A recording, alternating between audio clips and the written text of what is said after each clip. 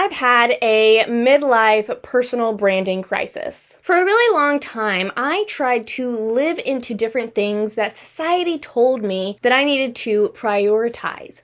Whether it was, being a boss babe, being super rich, having a bunch of fancy stuff, and society told me to pursue these things, and everybody told me to pursue these things, whether or not I wanted them. Whether or not they were important to me. It was crucial that I pursued these things. And so by golly, I pursued them. And what ended up happening is that I was completely confused as to who I was, who I am, right? Like, what do I want? What do I want? I did not know the answer to that question. In recent months, though, I've made a lot of personal discoveries about myself, and there's been a lot of shifting happening just in my personal life, but also in just my approach to what I create, and my approach to how I operate in life, which has led to the whole slew of random content that, has absolutely no direction at all. Sorry about that. But I finally wrapped my head around who I want to be, what I'm going to prioritize, and what's really important to me. And so I'm sort of in this era of developing and discovering my authentic personal brand, we're going to call it, or just who I am personally and who I am authentically. And what better way to embrace that and communicate that and discover that than with my perfume? I can see no better way. So today I am sharing with you the 3 steps I am taking with my perfume collection, or rather my curated perfume collection, and how that is helping me develop my personal brand, lean into my personal brand, and really discover and embrace my personal brand. Number 1 is letting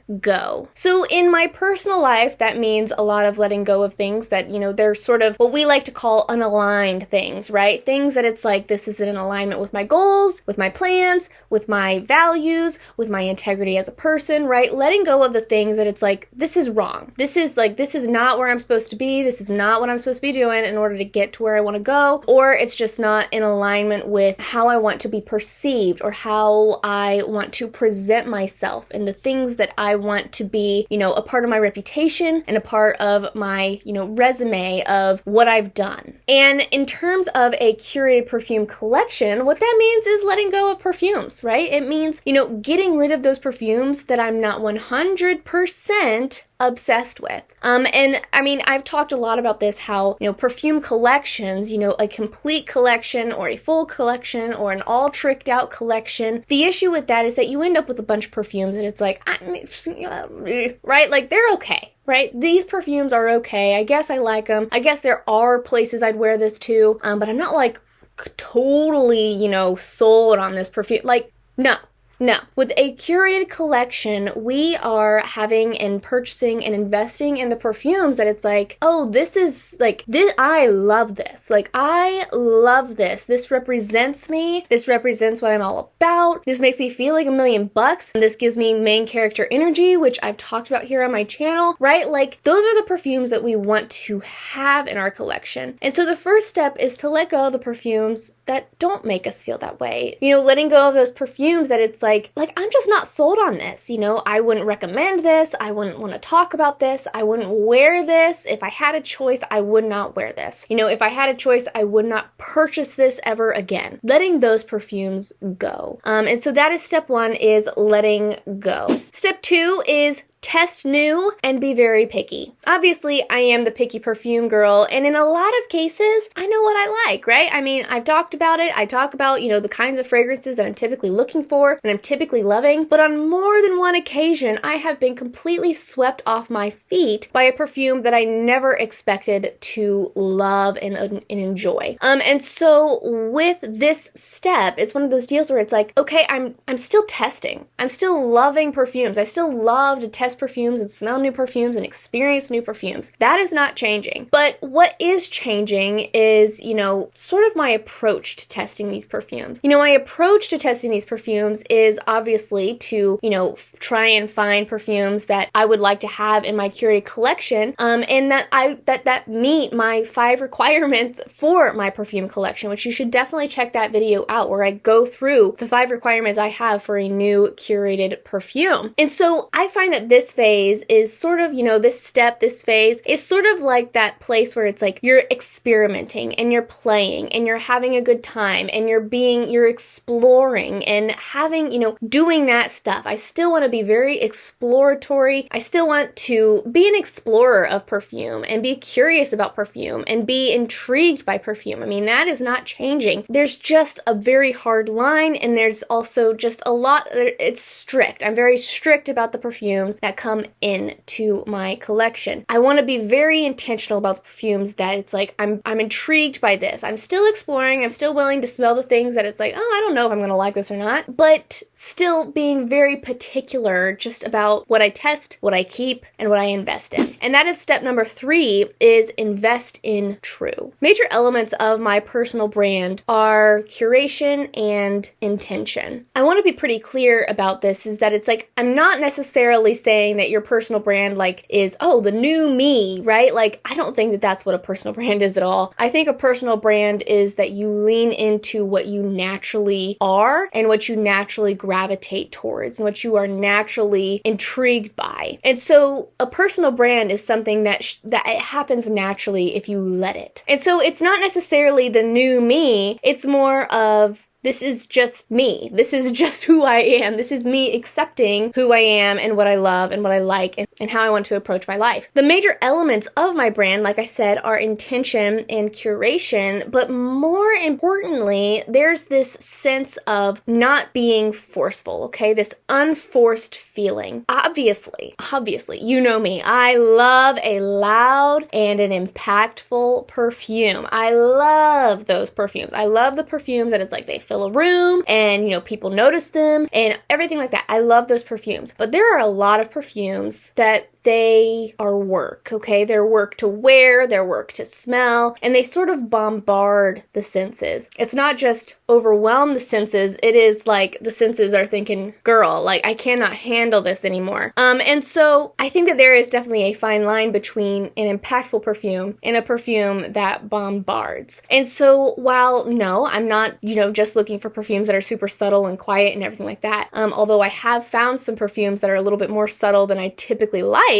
but the perfumes that are invited into my personal brand and, sort of my personal image now are the perfumes that it's like, they're not work to smell, okay? I don't want it to feel like people have to work in order to be around me, and I don't want it to feel like I have to work to be around me. Perfumes that it's like, they are very pleasant to encounter. They are wonderful to encounter. They are comforting. They are comfortable. But at the same time, perfumes that are very empowering, that make me feel empowered, that make me feel like, you know what? I can do anything. I can do this. I'm very capable. And so I'm looking for perfumes that, sure, they might still have some of those elements that I've talked about here on my channel that I really love, right? A sweeter perfume, a warmer perfume, perfumes like that. But there's this element of dignity and maturity and capability that I'm looking for in the smell of my perfume. And so that is step 3, is that, once again, invest in true. Invest in perfumes that it's like, this is true, like this truly embodies the kind of person that I want to be. This truly embodies the kind of presence and the kind of presentation that I want to have. It embodies that. And it makes me feel a certain way. It makes me feel like an embodiment of that. And so those are my 3 steps for how I'm sort of creating my personal brand through the perfumes that I am purchasing and investing in. I do want to make this very clear, and I'm probably going to say this quite frequently now that I'm really focusing in on curating my perfume collection. I've had a lot of comments from people that say, oh, sure, investing in really nice perfumes is, that's all good. That's good and all. But, if I only buy luxury brand perfumes, or if I only buy niche brand perfumes, or, whatever, if I only buy the nice brand of perfumes, then I'll never buy a perfume. And the truth is, and the approach that I'm taking here is that you're right.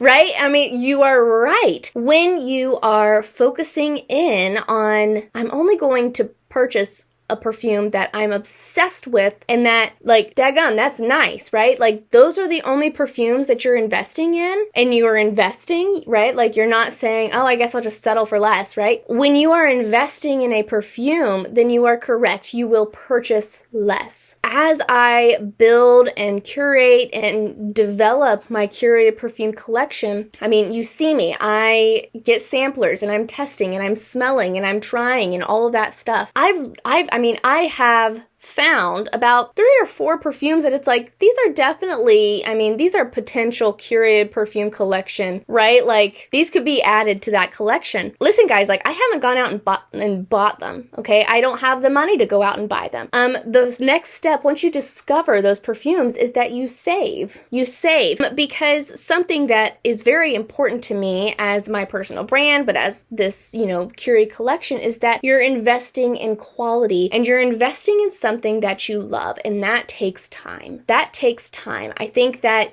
we're living in a society and in a culture that it's like, you need to buy it and you need to buy it now. And, sort of this FOMO, like, if I don't buy something, then I'm missing out and I'm not keeping up and I'm irrelevant and, all of these things. We live in a very fast-paced culture and in a rushed culture. And in terms of retail and purchasing and perfume, we feel the need to, well, I have to buy a perfume, right? Like, I'm at the store, I have to buy a perfume. Somebody recommended this, I have to buy the perfume. And so we feel this pressure to purchase. But the truth is, and the reality of this approach that I'm taking is that, you know what? I might not buy more than one luxury perfume a year. I might not buy more than one high-end, well-crafted perfume a year. And that is completely okay. Okay. When I hear comments like that, when I see comments like that, when I encounter people that it's like, well, I'm just not going to buy perfume ever if I do it that way. And it's like,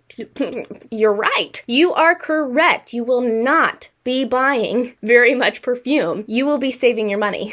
You will be saving your money for a while. There's going to be months where it's like, like, all I can afford to save for my next perfume is $5. And it might take me months and months and months and months to save my money to buy the next perfume. And that is 100% and completely fine. And so with this approach, it is slower. It is slower. And I invite you to slow down. I invite you to slow down your purchasing habits, especially in regards to perfume. Perfume is expensive, okay? Perfume is expensive. I mean, it's an expensive habit to, feel like you have to purchase a new perfume all the time and that you have to always be buying new perfumes in order to keep up. With this approach, with a curated approach, you are allowed to take your time. You're allowed to be very picky and you're allowed to say, you know what? I'm going to save my money and I'm going to buy the nice stuff, right? I'm not going to settle. You're allowed to do that. And so you won't be buying perfume very often. I won't be buying perfume very often.